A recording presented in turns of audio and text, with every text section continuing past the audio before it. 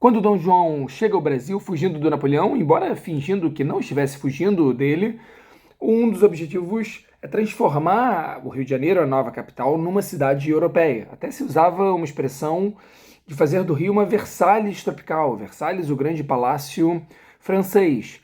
Não ia ser uma tarefa fácil. O Rio de Janeiro tinha aquela cara de uma cidade colonial, enfim, uma cidade um pouco atrasada para os padrões das grandes cidades europeias. Mas havia um obstáculo que transformava esse objetivo em impossível. Mas a gente fala dele no final desse vídeo. Mas o que significa fazer do Rio de Janeiro uma cidade europeia? Bom, quando a corte chegou aqui, ninguém sabe exatamente quantas pessoas chegaram. Usava-se uma estimativa de época que se falava em 10 mil pessoas. Mas hoje em dia, acha-se isso muito exagerado, sobretudo para um primeiro momento. Então, não sei se vieram 2 mil, 1.000 pessoas, 1.500. Cada historiador fala um número, não importa. Para essas pessoas da corte tinha uma tarefa necessária, que era onde eu vou morar. E, obviamente, querendo se sentir o mais europeu possível, ou o mais na Europa possível, pegaram as melhores casas da cidade. Né? Uma história conhecida, funcionários do rei iam lá vendo as casas melhores, mais parecidas, que pareciam mais confortáveis e mais, enfim, mais sofisticadas, e requisitavam essa casa para o príncipe regente. Colocavam lá aquele PR de príncipe regente. Dom João era príncipe, né? A mãe ainda era viva, e aí a pessoa tinha que sair de casa e ceder essa casa para os membros. Mas essa era uma medida necessária do ponto de vista da corte. Óbvio que quem perdeu suas casas tinha outro lugar para ir, eram pessoas ricas, tinham fazendas, provavelmente outras casas. Nem todo mundo ficou feliz, mas não há nenhum grande movimento contra isso. Mas isso não é o mais importante, porque isso não muda a cidade, né? Era preciso mudar a cidade. Uma das coisas que incomodava os europeus era a escuridão do Rio de Janeiro. O Rio de Janeiro era uma cidade muito mal iluminada, não havia nenhum sistema, mesmo que precário, de iluminação, e é uma das coisas que Dom João que, enfim, não Dom João exatamente, mas que o governo joanino tinha um intendente que era uma espécie de chefe de polícia, mas ele resolvia coisas da infraestrutura da cidade, assim, era um cara que tinha um cargo maior do que só reprimir revolta, e ele, então, uma das suas funções é melhorar a iluminação do Rio de Janeiro, que se torna apenas ruim, era horrível, mas vão continuar reclamando disso até o fim do século XIX, mas já dá uma melhorada. Outra coisa, calçamento das ruas, abertura de ruas, né? Novas ruas são abertas, a calçamento de ruas, isso era uma coisa... O Rio de Janeiro era um pântano, né? Não sei se vocês sabem disso, isso aqui. Boa parte da cidade era um pântano, então boa parte é aterrado. Então imagina quando isso não é bem feito, como devia ser... Enfim, um pouco desagradável andar pela cidade, ali pelo centro. Então essa é uma outra coisa, né? Abrir novas ruas, calçar as ruas. Uma outra coisa importante era a água. Não tinha muita... A distribuição de água não era muito boa, e uma das coisas feitas logo de cara era a construção de vários chafarizes para... Olha só que beleza, chafarizes para facilitar o acesso à água de pessoas em pontos diferentes. Isso do ponto de vista da infraestrutura, mas está todo um outro lado tão ou mais importante quanto esse, que era o da cultura. Por exemplo, vai ser construído um teatro, um teatro à altura do rei. Igrejas vão ser reformadas, novos prédios vão ser construídos, ou antigos vão ser reformados. O próprio Dom João, a família real ganha de presente de um comerciante o palácio, né, a casa onde eles vão morar, ali na Quinta da Boa Vista. Depois ele vai ser reformado, aprimorado. Então, esse lado de cultura também vai aparecer com a construção da biblioteca, né? Vai ter a Biblioteca Real, que é o mesmo acervo da Biblioteca Nacional, ainda não é no mesmo lugar que é hoje, mas o acervo cresceu, mas aquele acervo se mantém, com livros que vieram de Portugal.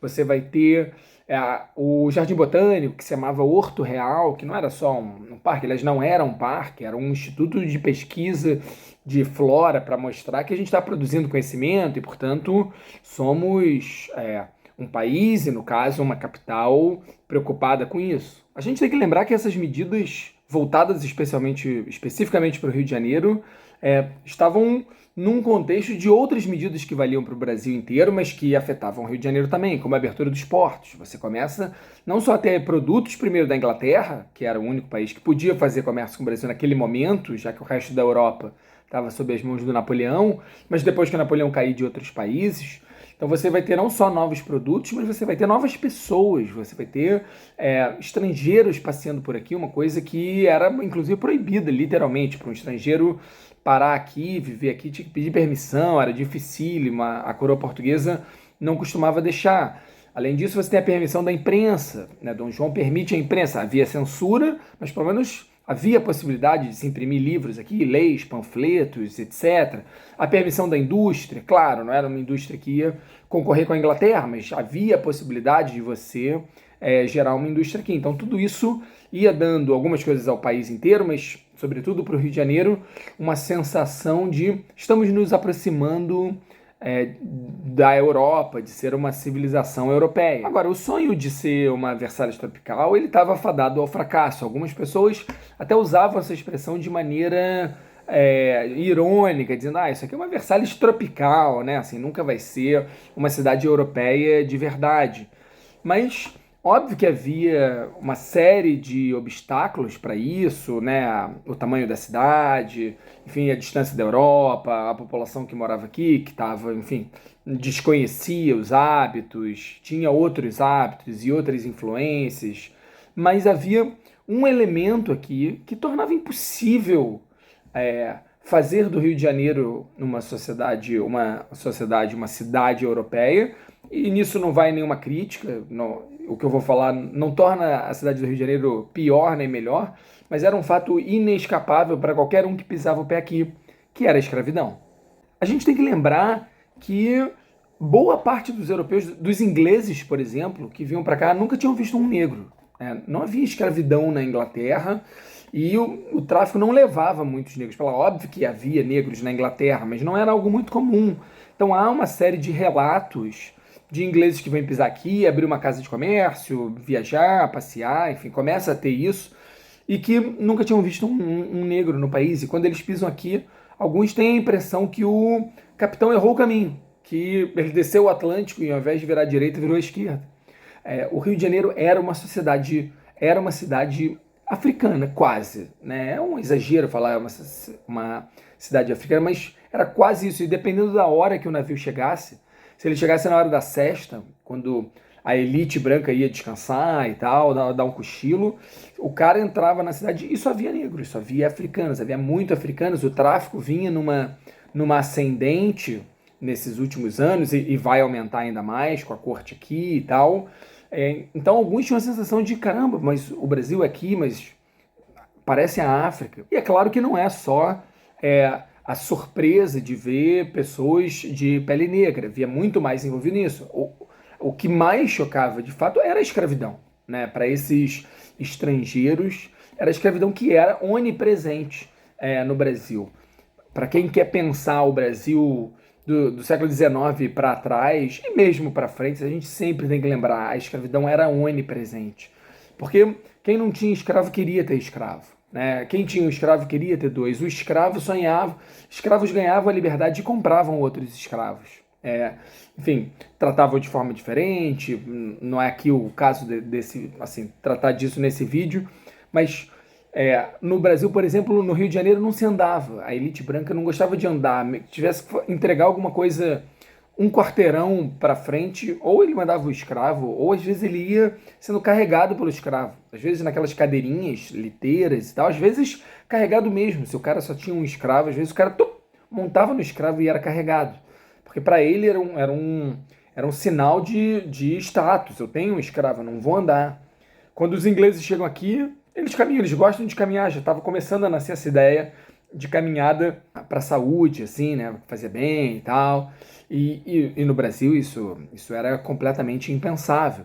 Todas as tarefas, a tarefa manual aqui era sempre relegada aos escravos, mesmo brancos, pobres, às vezes sem emprego, tentavam negar, assumir trabalhos que eles viam como um trabalho que era de escravo. Então não só a escravidão era onipresente, porque a lógica da sociedade girava em torno da escravidão, em ter ou não ter escravos, mas você via escravos por todo lado. No Rio de Janeiro, no Brasil e no Rio de Janeiro, você tinha escravos em todas as tarefas. Desde as tarefas mais básicas manuais, que parecia que para os brasileiros eram destinadas aos escravos, mas também tarefas sofisticadas, às vezes de contabilidade de uma casa de comércio, às vezes a gestão de um engenho de açúcar, que era uma coisa muito difícil de fazer, às vezes até mesmo como feitor, tomando conta de outros escravos, às vezes como músicos. Então você tinha escravos em todas as posições. Então, esse é um outro motivo pelo qual a gente diz que ela era onipresente. Não só as pessoas pensavam o Brasil a partir da escravidão, quem estava aqui, mas eles estavam em todo lugar. Claro, com esses africanos aqui, boa parte dos escravos eram africanos, né? Ou seja, gente que veio para o tráfico.